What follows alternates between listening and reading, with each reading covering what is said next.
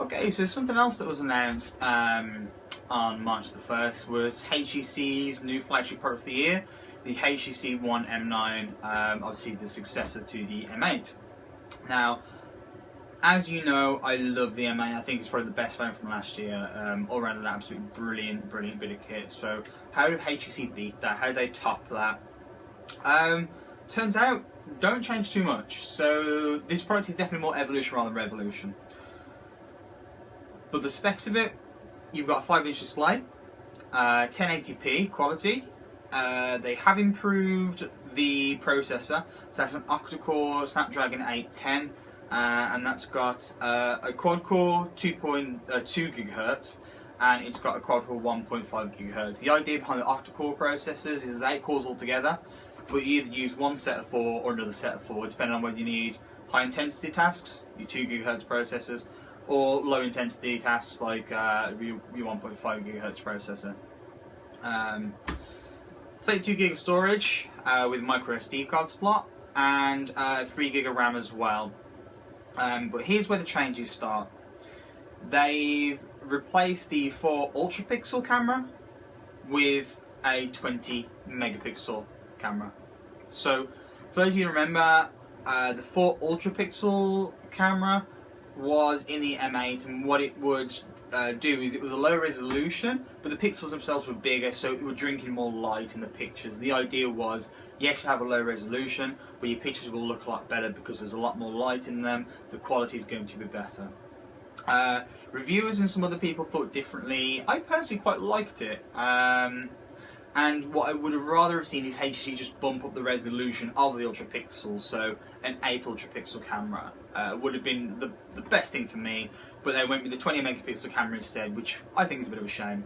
So the 20 megapixel sensor is actually made by Sony, and it unfortunately also gets rid of the duo cam as well. So the duo cam, again, for those who don't remember, was the 2 sensors you had on the back of the M8, and when you took a picture, you could later refocus it. So if it was blurry and you didn't mean it to be, you could just click edit, refocus, tap an area, and it would refocus the picture, almost like it didn't go wrong in the first place. It was brilliant. But due to size constraints, they couldn't fit that in, unfortunately, which again, for me, is a bit of a shame.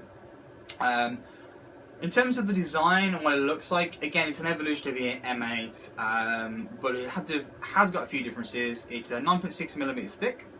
Around the sort of band around the edge, you've got this sort of coloured band running around it, and they've kind of emphasised like a two-tone colour effect, and it's most prominent on the silver one, which has gold sort of trimming on it, if you like, and it's really nice. Back has a slightly different finish as well, and they've squared off the centre as well, so it's not rounded anymore.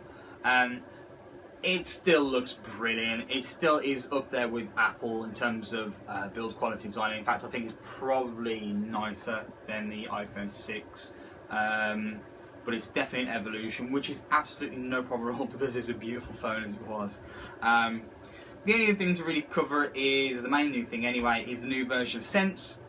Obviously it's Lollipop now, so they've added a few new features in there. Some of the things that HTC have thrown in there though, you can theme it, you can really customise your icons, your appearance, things like that. It will also give you lock screen recommendations also, so if you're going down to London and it's about 2 o'clock time to eat, it'll come with some Yelp reviews on your home screen and so your lock screen, stuff like that. And there's just a bit of a deeper element of personalisation there, so it will customise what apps you've got on your main screen depending on where you are. So when you're at home, you know, you'll have your internet browser, your music player, YouTube, Netflix, but when you go to work, it'll swap over to your calculator, your email, your calendar, things like that. The last thing to cover really on the phone anyway is they've improved their really excellent boom sounds for front-facing speakers. There's no dispute, those are the best speakers on any phone that you can buy, and they've just made it better, so great. All in all, it's slight changes, but last year's M8 was such a good phone, there's nothing wrong with that. The only difficult thing for HTC is they're competing against Samsung, who have a bigger brand anyway, and Samsung have just completely changed their design, so it's going to be a difficult one for them, but the M9 I'm sure is going to be absolutely excellent when we get it in.